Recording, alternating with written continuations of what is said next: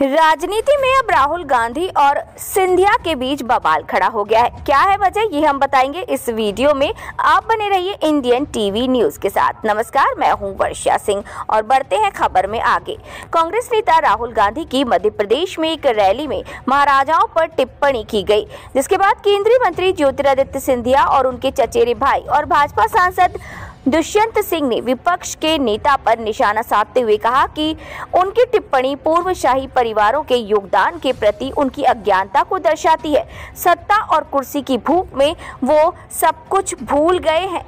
महाराजाओं वाली टिप्पणी पर अब भाजपा नेता ज्योतिरादित्य सिंधिया और संसद में प्रतिपक्ष के नेता राहुल गांधी के बीच वाक युद्ध तेज हो गया है। सिंधिया ने जब राहुल की केवल महाराजाओं को अधिकार प्राप्त थे वाली टिप्पणी की आलोचना की, तो कांग्रेस ने इस पर कड़ा रुख अपनाते हुए कहा कि वो शायद राजघरानों के अंग्रेजों के प्रति प्रेम को भूल गए हों, लेकिन हम नहीं भूल सकते।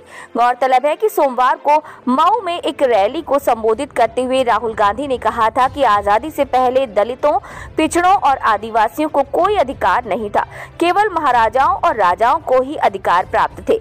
आजादी के बाद बदलाव आया और आपको जमीन और अधिकार मिले। भाजपा आरएसएस आजादी से पहले का भारत चाहते हैं, जहां आम लोगों के पास कोई अधिकार नहीं थे, केवल अदानी और अंबानी जैसे लोगों के पास अधिकार थे। वे चाहते हैं कि गरीब खामोशी से पीड़ा सहते रहें और सपने ना देखें, जबकि देश अरबपतियों द्वारा चलाया जा रहा है।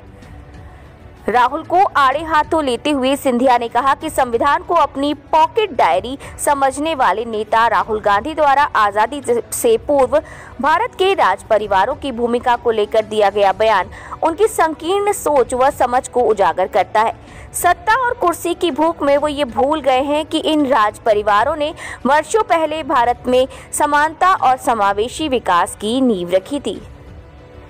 एक्स पर पोस्ट करते हुए ज्योतिरादित्य सिंधिया ने कहा कि वो भूल गए हैं कि बड़ौदा महाराज सियाजीराव गायकवाड़ ने हमारे संविधान निर्माता बाबा साहेब अम्बेडकर को शिक्षा प्राप्त करने के लिए आर्थिक सहायता उपलब्ध कराई थी।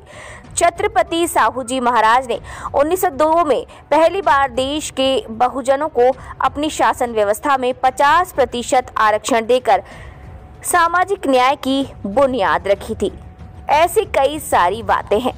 सिंधिया पर पलटवार करते हुए कांग्रेस के मीडिया और प्रचार विभाग के प्रमुख पवन खेड़ा ने कहा, इतिहास आपकी ओर उंगली उठाकर रोता है।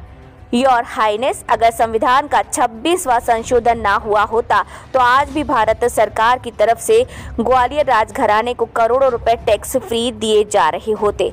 अब ये सारी बातें विवाद में निकल कर सामने आ रही हैं और भी नई नई बातें निकल कर सामने आएंगी।